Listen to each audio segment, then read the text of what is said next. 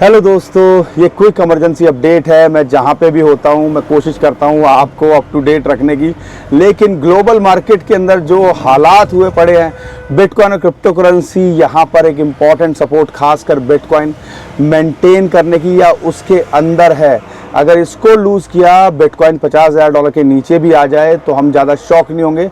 उसके बारे में तो मैं आपको बताऊंगा ये टेक्निकली क्या लगता है, लेकिन जो ग्लोबल सिचुएशन डेवलप हो रही है, सीज फायर तोड़ने के बाद ईरान अमेरिका लगातार एक दूसरे पे वार पलटवार कर रहे हैं, उसकी वजह से यहाँ पर ज़्यादा पैनिक देखने को मिल रहा है। ग्लोबल मार्केट के अंदर गोल्ड, सिल्वर, बिटकॉइन सब यहाँ गिरते देखने को मिल रहे हैं। लेकिन बिटकॉइन को लेकर अगर बात करता हूँ, हमारे जो आप कह लीजिए भाई, हमारे घर वाले ही जब बेचने पे आ जाएं तो दुनिया का क्या बोलेंगे।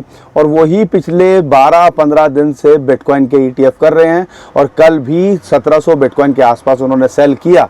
लेकिन जो ग्लोबल मार्केट के अंदर टेंशन है, यहाँ पर उसका पैनिक मार्केट पे दिख रहा है। लेकिन इसके अलावा क्या है, क्यों ऐसा हो रहा है, क्यों बिटकॉइन के ETF जो है इसको सेल कर रहे हैं, वो कहाँ जा रहे हैं, उसको समझने की कोशिश करेंगे। लेकिन अभी जो पिछले 24 घंटे से 48 घंटे के अंदर हुआ है, उसका एक बड़ा रीज़न था जो USA की मार्केट अभी यहाँ पर कल ऑलमोस्ट 1.7 ट्रिलियन वॉश आउट हो गया, 1.5% के आसपास टूटी हुई थी, और उसका direct impact bitcoin crypto currency पे पड़ता है। ग्लोबल सिचुएशन क्या बन रही है, बिटकॉइन क्रिप्टो करेंसी का सपोर्ट कहाँ है, क्या ETF कर रहे हैं, हमें सब समझने की कोशिश करनी है और डॉट कनेक्ट करने की कोशिश करनी है। लेकिन ध्यान रखिएगा, जैसा मैंने आपको पहली वाली वीडियो में बताया था, कल की शॉर्ट्स में बताया था, ये एक इंपॉर्टेंट सपोर्ट है। अगर इसको लूज़ किया तो समझ लीजिए भैया, यहाँ पर हिस्ट्री रिपीट होती देखने को मिल सकती है और हम ज़्यादा शॉक नहीं होंगे बिटकॉइन $50,000 के भी नीचे आता देखने को मिले। तो बहुत कुछ है बताने और समझाने के लिए। अगर चैनल पर पहली बार आए तो चैनल को सब्सक्राइब कर लीजिए, वीडियो को लाइक और शेयर तो कर दिया करो भाई।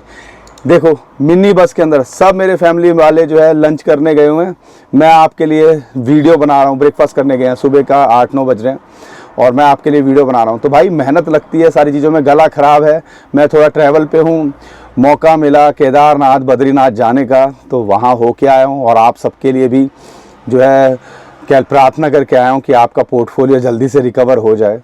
बाकी भोले बाबा की मर्जी। लेकिन यहाँ पर हमें समझना है कि भाई जो टेक्निकली हो रहा है वो बड़ा टेंशन दे रहा है। ये ग्लोबल सिचुएशन तो देर सवेर में जो है सुधर ही जाएगी, लेकिन जो टेक्निकली हो रहा है वो ज़्यादा जो है हमें टेंशन दे रहा है। क्यों? क्योंकि हिस्टोरिकली ये एक इंपॉर्टेंट सपोर्ट जोन होता है। अगर 2014 से चार्ट देखते हो, अगर अभी देखते हो 2014 के अंदर देखते हो, या 2018 के अंदर देखते हो, 2022 के अंदर देखते हो, जब बिटकॉइन बॉटम बनाता है तो ये एक सपोर्ट निकल के आता है। और आप देखो लास्ट टाइम भी हम लगातार इस जोन के बारे में बात कर रहे थे कि भाई ये हमारा लेवल अभी तक आया नहीं है।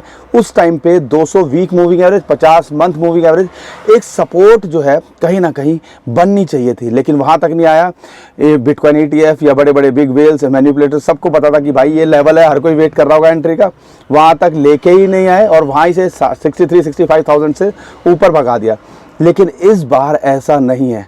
200 वीक मूविंग एवरेज टेक्निकली बहुत बड़ा सपोर्ट या जो है इंडिकेटर होता है। अगर इसके नीचे जाता है तो भी ये बेयरिश है, अगर इसके ऊपर मेंटेन करता है तो ये कह लीजिए कि हाँ सपोर्ट मिल रही है। लेकिन जो जोन है ऐसे ही सेम 50 मंथ मूविंग एवरेज के साथ में $59,000 के आसपास देखो वहाँ आया और एकदम से वहाँ कोई बाउंस कर रहा है। तो ये कह लीजिए 59 से 62,000 एक सपोर्ट जोन है। अगर इसको लूज़ करता है तो फिर भाई टेंशन वाली बात है, और वही चीज़ अभी हमें डरा रही है। क्योंकि यार यहाँ पे टिकेगा कि नहीं टिकेगा वो थोड़ा डाउट हो रहा है। अगर ये नहीं टिकता है तो जैसा हिस्ट्री के अंदर हुआ है, मैंने आपको बताया भी था, मई, जून, जुलाई, अगस्त यूजुअली बिटकॉइन क्रिप्टो करेंसी के लिए अच्छे नहीं होते हैं और ऑन ट्रैक हैं। मई के अंदर 3-3.5%, अभी हम ऑलरेडी 12-15% के ऑलरेडी डाउन हो चुके हैं, और अगर ये कंटिन्यू रहे तो हम ज़्यादा शॉक नहीं होंगे। ध्यान रखिएगा, ये एक बड़ा एंट्री जोन हो सकता है, लेकिन वही है पार्ट में बाइंग करने के लिए या अगर आप लॉन्ग टर्म के लिए देख रहे हो। लेकिन यहाँ पर जो हमें और समझने की बात है, इसको लूज़ करता है तो हिस्टोरिकली 50 से 60% बिटकॉइन गिरता है। तो कह लीजिए कि अगर ये 3 महीने की कैलकुलेशन लेता हूँ, 4 महीने की, मई से भी लेता हूँ, तो $50,000 के नीचे भी आ जाए बिटकॉइन तो हम ज़्यादा शॉक नहीं होंगे। अगर वो हो तो वो एक एंट्री जोन हो सकता है।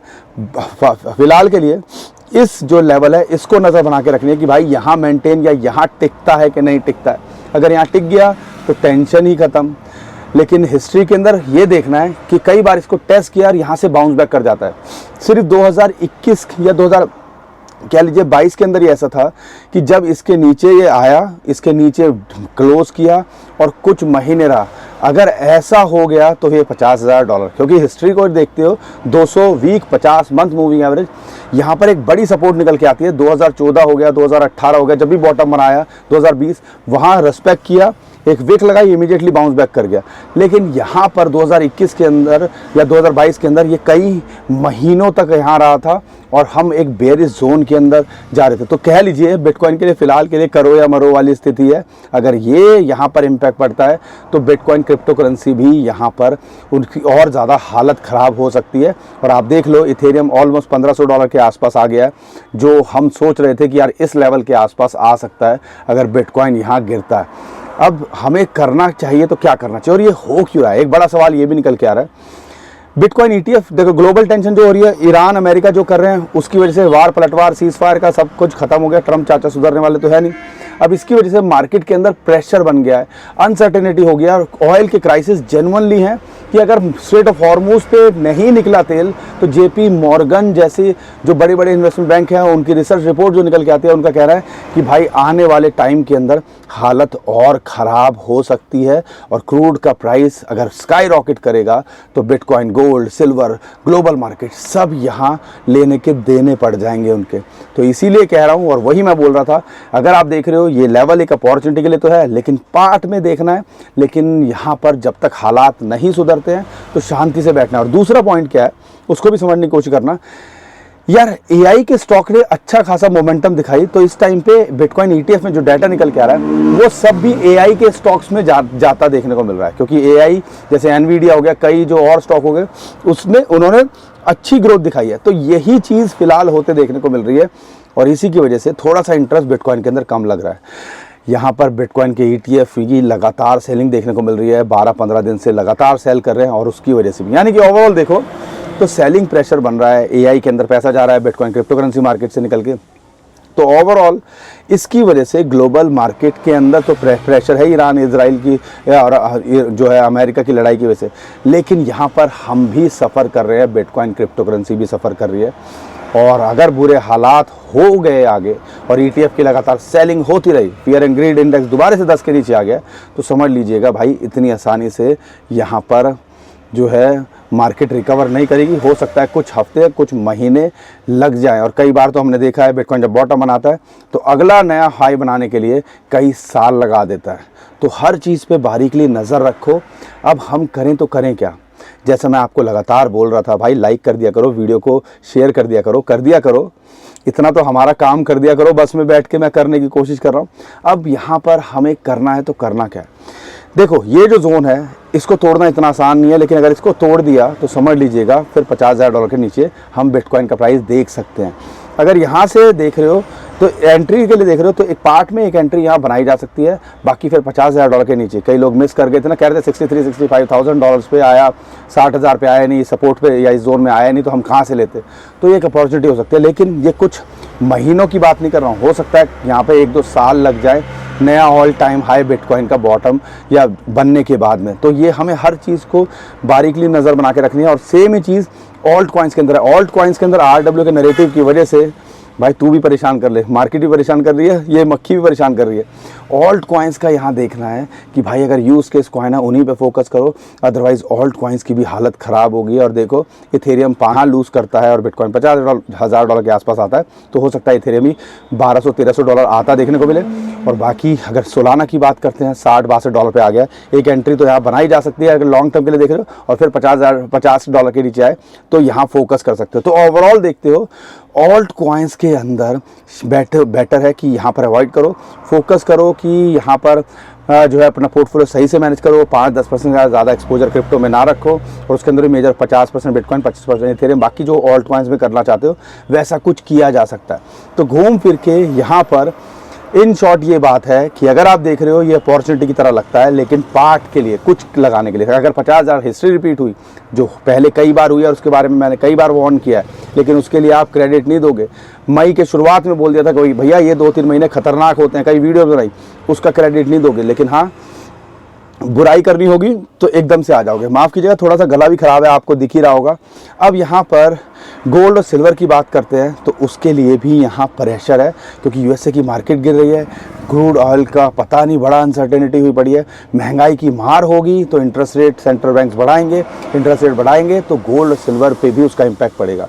हमारा इम्पैक्ट का थोड़ा सा और हो सकता है ईटीएफ वालों, लेकिन गोल्ड सिल्वर के लिए कहानी थोड़ी और हो जाती है। अगर यही लड़ाई कहीं और हो रही होती तो शायद बिटकॉइन गोल्ड सिल्वर अच्छा परफॉर्म कर रहे होते, लेकिन ये सारा मुद्दा महंगाई का और क्रूड ऑयल का है, और इसी की वजह से सारी दुनिया यहाँ अभी सफ़र होते देखने को मिल रही है। तो मेरे भाई, अगर कुछ नहीं कर रहे हो, पार्ट में कुछ कर सकते हो, या आप कह लीजिए कि ग्लोबल हालात को सुधरने दो तब कुछ कर सकते हो। बाकी आपको डिसाइड करना है दोस्तों, हम कोई फाइनेंशियल एडवाइज़र नहीं है, हम तो कोशिश करते हैं जो भी इन्फॉर्मेशन आए अपडेट करने की, लेकिन जैसे हालात हैं, मैं रास्ते में हूँ और मुझे मेरा खुद हाथ पैर फूले जा रहे हैं, पोर्टफोलियो को देख के डर लग रहा है। तो यहाँ पर भाई आपका क्या हो रहा होगा? तो भाई क्रिप्टो करेंसी होल्डर्स या क्रिप्टो करेंसी अगर लॉन्ग टर्म वाले हो, तो पुराने चावल हो, तो आपको पता ही है ये कहानी हर 4 साल में होती है। बट इस बार ऑल्ट कॉइन्स अच्छा परफॉर्म नहीं कर पाए, बिटकॉइन ने तो अपनी हिस्ट्री को फिर भी रिपीट किया, रेस्पेक्ट किया। तो हमें ओवरऑल समझना है, सारी सिचुएशन को भापना है। बाकी जो भी अपडेट आती रहेगी मैं आपको करने की कोशिश करूंगा। परेशान मत होइए, घबराइए मत। अब कई लोग ये बोलने लगे $50,000 के नीचे आ गया तो $10,000 आ जाएगा, तो वही तो अगर आ भी जाए, तो अगर आपका पोर्टफोलियो 5-10% का एक्सपोजर है पूरी ओवरऑल ग्लोबल मार्केट का, तो क्या फ़र्क पड़ जाएगा? तो यही चीज़ समझने की कोशिश करनी है। पहले दिन से नए साल के 2026 के बताने की कोशिश कर रहा हूँ कि भाई यहाँ पर थोड़ा संभल के, और हमें अब स्ट्रैटेजी चेंज करनी पड़ेगी। वो ज़माने चले गए जब यहाँ पर एकदम से बहुत कुछ क्रिप्टो के अंदर होता था, तो हमें भी थोड़ा सा अब अपनी स्ट्रैटेजीज़ को चेंज करना है, पोर्टफोलियो को सही से मैनेज करना है, नहीं तो ये ईटीएफ वाले यहाँ पर हमें जीने नहीं देंगे। एक और जो अगर आप करते हैं क्रिप्टो क्वांट की जो रिसर्च या उनके जो सीईओ हैं, उनका तो ये भी कहना है भाई साहब ये बिटकॉइन ईटीएफ हैं और माइकल सेलर है जिसने संभाल रखा है इस मार्केट को। अगर ये ना होते तो समझ लीजिए कि यहाँ पर बिटकॉइन $22,000 के आसपास होता। आपको क्या लगता है कमेंट में हमें ज़रूर बताइएगा। लेकिन फ़िलहाल के लिए ये सपोर्ट जोन को क्लोजली वॉच कीजिएगा। अगर यहाँ से छिटकता है तो $50,000 के नीचे भी आ जाए तो हम ज़्यादा शॉक नहीं होंगे, तो वो एक एंट्री पॉइंट हो सकता है। अगर $50,000 के नीचे आया तो ऑल्ट कॉइन्स का तो भैया फिर तो सब कुछ ख़त्म ही समझ लीजिए। बाकी दोस्तों परेशान मत होइए, मैं तो कोशिश कर रहा हूँ अपडेट करने की। सही से पोर्टफोलियो को मैनेज करोगे तो आपको यहाँ पर कोई तकलीफ़ नहीं हो रही है। मैं भी यहाँ पर अपना एंजॉय तो कर ही रहा हूँ, लेकिन वही है, आपके साथ प्यार बना हुआ है, तो आप भी हमारे साथ प्यार बना के रखिए। वीडियो को लाइक, चैनल को सब्सक्राइब कर लीजिए, ट्विटर टेलीग्राम को फॉलो कर लीजिए, नीचे डिस्क्रिप्शन में उसका भी लिंक दिया है। अभी के लिए विदा लेता हूँ। खुश रहिए, मुस्कुराते रहिए, कमाते रहिए। आपका दोस्त पंकज। थैंक यू, नमस्कार, धन्यवाद।